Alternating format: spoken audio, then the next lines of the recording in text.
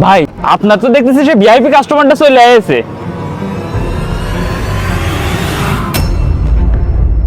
এই গরুর দাম 1,50,000 টাকা। ভাই আপনি হুট করে গরুর দাম 30,000 বাড়াই দিলেন কি জন্যে?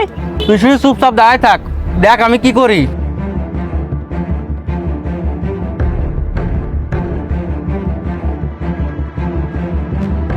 আসসালামু আলাইকুম ভাই, আসেন আসেন।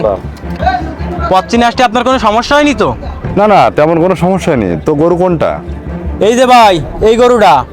আগেই বলি ভাই, আমার টাকা পয়সা নিয়ে কোনো সমস্যা নেই, তবে এবার আমি একটা খুব ভালো গরু কুরবানি দিতে চাই ভাই। ও নিয়ে আপনার কোনো টেনশন করা লাগবে না, বাজারের সব থেকে ভালো গরুটা আপনারই দিচ্ছি। আগের বছর কুরবানিতে আমার একটা দালাল ফিট খাওয়ানো গরু ধরাই দিছিল, বাড়ি নিয়ে জাতি জাতি সে গরুটা মারা গেছিল। তাই আগের বছর আমি আর গরু কুরবানি দিতে পারিনি। তাই এবছরে চাচ্ছি যে একটা ফিট খাওয়ানো বাদে খুব সুন্দর সুস্থ সবল একটা গরু কুরবানি দেবো, তাই আপনাকে আমি বলেছি।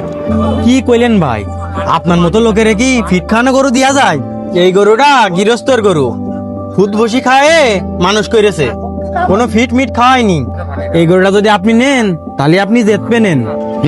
গরুটা তো খুব সুন্দর, তো দাম কত চাচ্ছেন? ভাই অন্য কেউ হলি এই গরুটা আমি 1,60,000 টাকা বিক্রি করতাম, কিন্তু আপনার কাছ থেকে একটু কম রাখবানে। কত বড় বাটপার! তবে যাতে আপনার লস না হয় আর কেউ যেন বলতে না পারে এই গরুটা কিনে আপনি ঠকেছেন, তাই একবারে আপনি 1,50,000 টাকা দিয়েন। এই গরুটা যদি আমি বিক্রি করি হাট খরচ বাদ দিয়ে মাত্র 2,000 টাকা থাকবে না।